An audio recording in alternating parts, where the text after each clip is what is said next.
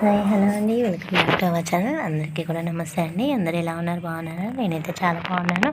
And మీరందరూ ఎలా ఉన్నారు అనేది నాతో తప్పకుండా కమెంట్ సెక్షన్లో షేర్ చేసుకోండి ఫ్రెండ్స్. సో ఫ్రెండ్స్, ఇదైతే మన సండే రోజు మార్నింగ్ తీసినటువంటి వ్లాగ్ అనమాట.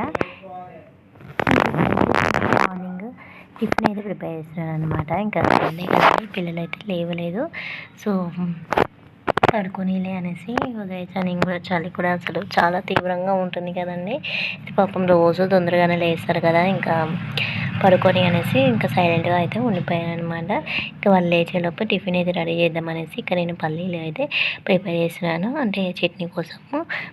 ఒక పక్క అయితే ఇడ్లీ అయితే పెట్టుకున్నానండి. ఇంక ఇక్కడ పల్లీలు మెయిన్ పచ్చిమిర్చి అన్నీ కూడా ఒకటేసారి వేసేసుకొని ఫ్రై చేసుకుంటానండి. నేను ఆయిల్లో వేసేసుకొని కొంచెమే ఆయిల్ వేసేసి అందులోనే ఒక 4-5 పచ్చిమిర్చి ఇంకా పల్లీలు కూడా వేసేసుకొని వేయించేసుకొని పల్లీలు పొట్టుతోటి అయితే మిక్సీ పట్టుకుంటానండి. మనం చాలామంది తెలియక పొట్టు తీసేస్తారు, కాకపోతే అలా చేయకూడదంట.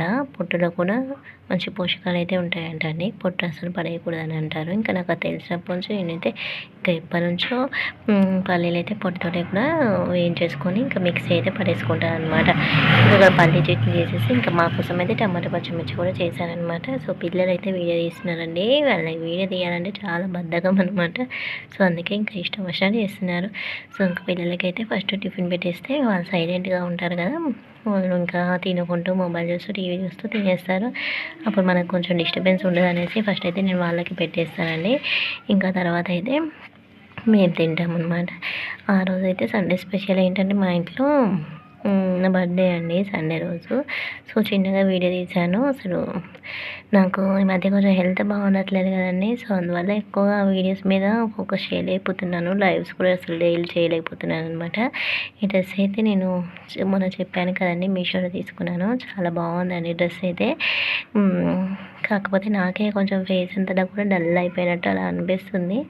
ఇంకా ఫుడ్ అయితే తీసుకుంటున్నా కూడా అలానే ఉంటున్నాను, ఎందుకో తెలియదు అనమాట. ఇంకా మా బాబుని అయితే ఇక్కడ వీడియో తీయరా, ఫొటోస్ తీయరా అంటే వాడి ఇష్టం వచ్చినట్టు తీసేసాడనమాట. యూట్యూబ్లో పెట్టుకుందాం అనుకున్నాను కానీ ఇంకా పెట్టేటట్టు కూడా లేవు వాడు. కొన్ని కళ్ళు మూసి కొన్ని కళ్ళు తెరిచి అలా వచ్చాయన్నమాట. ఇంకా డ్రెస్ వేసుకొని మా హస్బెండ్ కేక్ అయితే తీసుకొచ్చారండి. నైట్ అప్పుడు 8 అలా అవుతుంది.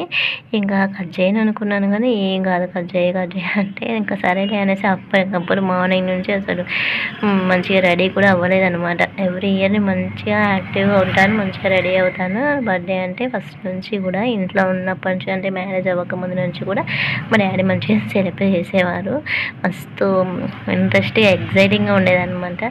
ఈసారి ఎందుకో కొంచెం చాలా డల్ అయిపోయానమాట. హెల్త్ బాగాలేకపోతే మనం ఏ పని చేయలేం కదండి, ఇంతసేపు అదే ధ్యాసలో ఉంటాము.